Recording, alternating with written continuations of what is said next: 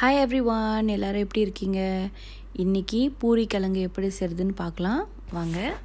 இன்றைக்கி நான் 2 பெரிய உருளைக்கிழங்க நல்லா வேவ வச்சு ஸ்கின்னெல்லாம் பீல் பண்ணி வச்சுருக்கேன். ஒரு ½ an hour வேவ வச்சுருக்கேன் தண்ணியில். இப்போ நான் அதை லேசாக உடச்சி விட்டுக்கிறேன். கரண்டி பாய்ச்சி உடைக்க வேணாம், கை பாய்ச்சியே உடச்சி விட்ருங்க. கொஞ்சம் சின்னதும் பெருசுமாகவே இருக்கணும். கிழங்கு ரொம்ப சூடாக இருக்கும், ஸோ அதை உடச்சி விடும் போது ரொம்ப கவனமாக உடச்சி விடுங்க, கை சுட்டுரும். இப்போ நம்ம இதில் ஒரு ½ கப் தண்ணி சேர்த்துக்கலாம், வார்ம் வாட்டர். இதை கூல் டவுன் பண்ணுறதுக்காக சேர்த்துட்டு லேசாக அந்த மாதிரி நல்லா கிண்டி விட்டுட்டு கை பாய்ச்சியே செய்யுங்க. கை நல்லா கழுவிடுங்க. இப்போ அதை எடுத்து ஒரு ஓரமாக வச்சிடலாம். ஓகே, இப்போ நம்ம ஒரு பேன் எடுத்துக்குவோம். அதில் ஒரு 3 டேபிள் ஸ்பூன் எண்ணெய் ஊற்றிக்குங்க. எண்ணெய் ஊற்றிட்டு நம்ம அடுப்பை மீடியம் லோ ஃப்ளேமில் வச்சுட்டு கொஞ்சம் பருப்பு ஆட் பண்ணிக்கலாம். அதில் பருப்பு ஆட் பண்ணிவிட்டு லேசாக நல்லா வதக்கி விட்டுருங்க. ரொம்ப நேரம் வதக்க வேணாம், ஏன்னா கலர் மாதிரி கருக ஆரம்பிச்சிடும். லேசாக வதக்கி விட்டாலே போதும். இப்படி வதக்கி விட்டு எடுத்துக்கலாம். கொஞ்சமாக கடுகு தாளிப்பு சேர்த்துக்குங்க. அதுக்கப்புறம் 2 வெங்காயத்தை நல்லா பெருசாக கட் பண்ணி வச்சுருக்கேன், நீட்டாக. அதையும் இதில் ஆட் பண்ணி நல்லா வதக்கி விட்டுறலாம். அடுப்பு மீடியமாக வச்சுட்டே செய்யுங்க, இல்லைனா பருப்பு கருகிரும். மீடியம் ஃப்ளேம்லேயே வச்சுட்டு நல்லா அந்த வெங்காயத்தை வதக்கி விட்ருங்க. வெங்காயம் ஓரளவுக்கு நல்லா வதங்கினதுக்கப்புறம் 4 பல்லு பூண்டு எடுத்துக்குங்க.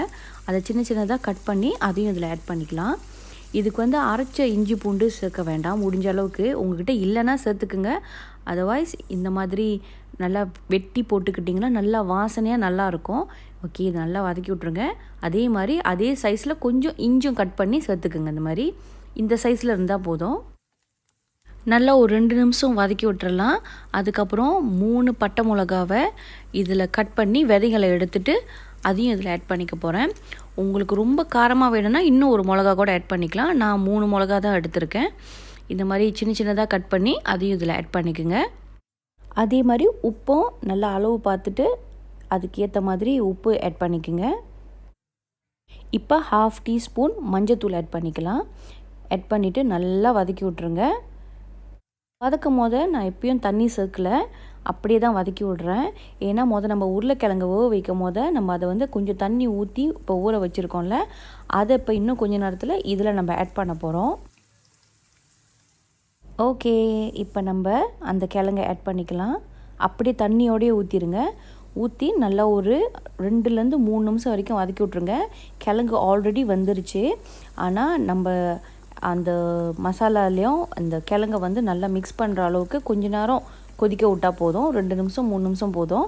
ரொம்ப நேரம் கொதிக்க விட்டிங்கன்னா குழஞ்சிரும். அப்படி செஞ்சால் நல்லா இருக்காது. கொத்தமல்லி கொஞ்சம் போட்டு இதை இறக்கி வச்சிடலாம். அவ்வளோதான், முடிஞ்சு போச்சு. என்கிட்ட நீ கொத்தமல்லி இல்லை, அதனால் நான் இப்படியே சிம்பிளாக முடிச்சிடுறேன். இப்போ நான் விறுவிறுன்னு ஒரு பூரி சுட போகிறேன்.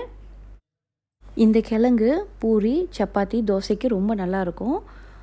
நீங்களும் அதை வீட்டில் ட்ரை பண்ணி பாருங்கள். உங்களுக்கு வேறு ஏதாவது ரெசிபி வேணும்னாலும் கீழே கமெண்ட் பண்ணுங்கள். என்னால் முடிஞ்ச அளவுக்கு நான் ரெசிபீஸ் உங்களுக்கு ஷேர் பண்ணுறேன்.